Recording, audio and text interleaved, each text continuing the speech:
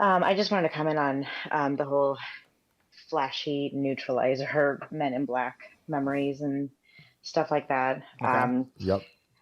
I just think that like there's no way that it's going to be sunshine and rainbows. They're going to use it to erase like a small or large population Hmm. memory. At one time, it's like having a I mean, in the future, having AI or like RoboCop with a neutralizer is what I've kind of Yeah. imagined. But Yep. Yep. Witnesses to live events.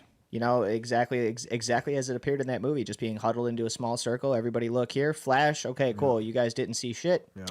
Go back to your lives. Man, it's actually a traumatizing scene in RoboCop when RoboCop remembers his memories of how he died. Yeah.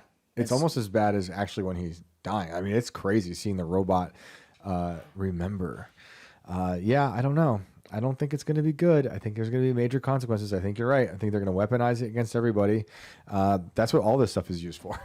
It's never right. really for good. It's always like, how can we use this against a lot there's of people at always the same ulterior time? motives. Always. It's Always. never like we just want to help people.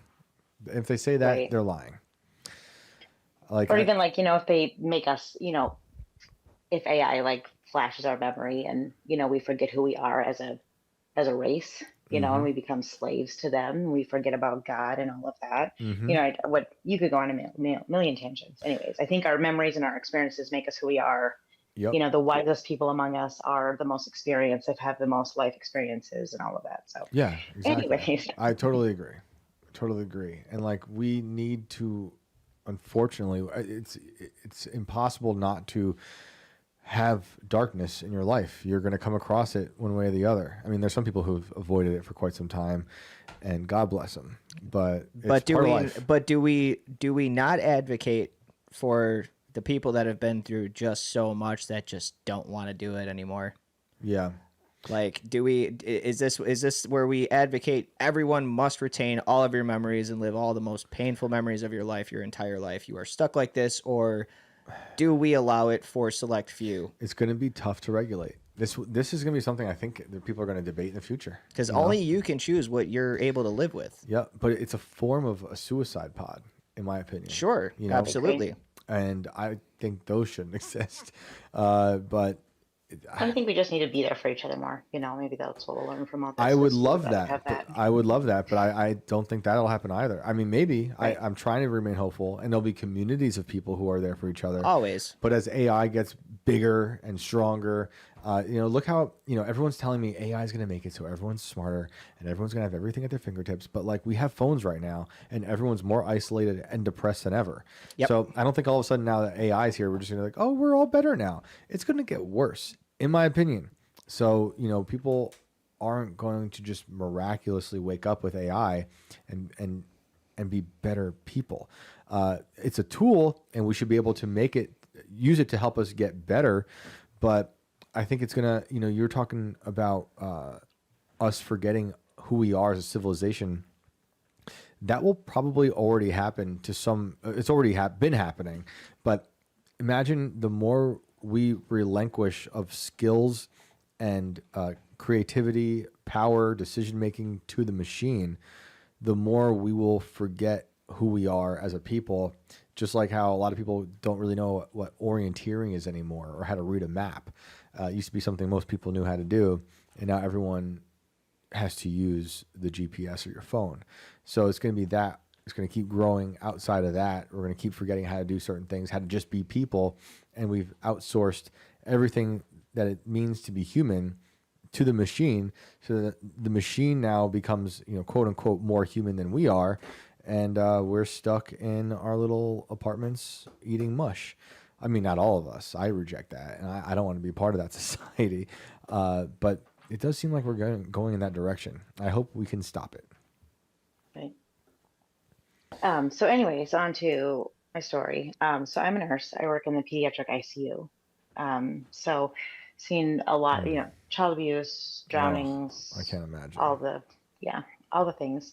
But the most, like the hugest memory that I have, from my, career, about 10 years ago, I had a near drowning. So regained a pulse at the scene and then came to the ICU, Mm.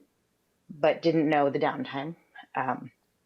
And so rushed, him up to see what, get scans done and all of that to see what's going on. It wasn't looking good. And so at this time, my husband is an atheist. Mhm. I was raised Catholic, more agnostic, leaning atheist, because that was just kind of our household. But we were just kind of a holiday Catholic, so just a few times a year. Yep. And so I'm in there with his family. They kind of understand that he's not going to survive this. He wasn't there long. They had a priest come in and read him his last rites. And I'm this patient's nurse, being like, never had anything happen to me ever. But right as soon as the priest got done reading his rites, this little boy opened his eyes and then his heart rate went flat. Whoa. It was like my jaw dropped. I've never experienced anything like that in my life. And so I just started looking for, just kind of, I was like, if I'm really going to be against this, I need to have a good argument against it, and be able to defend my position, Mm-hmm. And so I found a podcast called A Christian and an Atheist. Hmm. So it's a Christian pastor and an atheist who's a lawyer, and they're like best friends. And so it was hundreds of episodes of just very civil debate of just completely differing opinions. And it really, I would take pages and pages of notes, just messing with these ideas up in my head. Anyway, so I mean, now I'm a pretty devout Christian, after witnessing that. But anyways, yeah, it's that's the craziest thing that's happened to me. Next in line with that would be, we had a patient who was a teenager waiting for a heart transplant, and I don't know what happened. It was almost immediately after. I think they went to cath lab because there was a complication or whatnot. But she was not really with it when she went to cath lab, nor when she came back, and I think she had lost her heart rate in cath lab. But a week or two later, I mean, she's happy, healthy now, so a happy story. But she told all of us, who were all those people lining the hallways when I went to cath lab? And we were like, well, there was no one. It was the middle of the night. Wow. And after a conversation with her, we find out that the hallway was lined with kids. So it just gives me chills every time I think about it. But what a job. My goodness. Yeah. God bless you. It is just, I spent some time in ICU, or in the NICU, and with our firstborn. And that was actually a moment for me when I was an agnostic, leaning agnostic. And it was a big moment of me being like, yeah, no, I think there's something else going on here, something way bigger. I mean, first of all, the NICU nurses, shout out to all the nurses. Nurses, and the nurses I had to deal with really kept my wife and I together for a very troubling first week of being parents.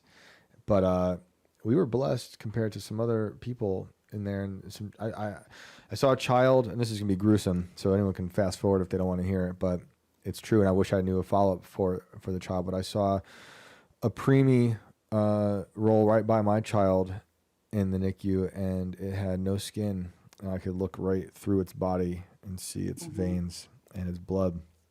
That was unbelievable. And I saw another baby by the window that had been there for 8 months, and the family doesn't visit. And here I was with our kid who was, we knew he was going to be all right, but it was still it was pretty terrifying. We didn't know when we were going to get out, and you feel like you're trapped, and it was horrible. That's why we did a home birth after all these experiences. But I'm still so grateful for the nurses that I met, and because I don't think our kid had to be in the NICU. I think the doctor was in. I'm going to reserve those words. I'm not going to say them out loud, but the doctor wasn't so nice, but the nurses were great. And Yeah. the NICU, I So it is definitely pretty often. felt closer to God with those kids, and that it was just crazy. So I can't imagine what you have to see, but we hear those stories all the time about people who have been under, like, in a surgery or in a coma, and they've had sort of out of body experiences, and they've seen things that happen in the hospital that no one else has seen, and it's pretty wild stuff. Those are really crazy stories. What was it like in the room when the kid opened his eyes during those last rites? Well, it was just me, his parents, him, and the pastor. And I mean, there was no like change in feeling or sense and anything like that. I think, but for me, I was probably more shocked and not even probably wouldn't even be open to anything like that even if there was a subtle anything going on, Yeah. just because I was so shocked. And um, but yeah. Yeah. Well, I really appreciate you sharing those stories. Thanks for calling in. Yeah, but I think just like with nursing it too, Oh, like yeah. like it gives me a perspective because I have 3 kids and I have 2 grandkids, and so like I just like appreciate them so much more Yep. because I see the other side of it. Oh, yeah. Yeah, definitely. It was a weird way for us to become parents that first week and spend it in the NICU, in the dark, NICU, in the cold NICU. But it like instilled in us just this profound feeling of being blessed. Even though at the time I had a hard time saying something like that, but you couldn't deny that feeling and leaving that place. And thinking about, like, the nurses were angels taking care of those kids, those babies that had some of them, no family visiting. So it was just their family was the nurse and the tubes connected to them. It was just unbelievable. So, man, Yeah. God bless you. That's all. You guys have a good night. Thank you. You too. You too. Bye. Whew-wee. I haven't thought about that NICU in a long time. That's a great, man, pediatric ICU.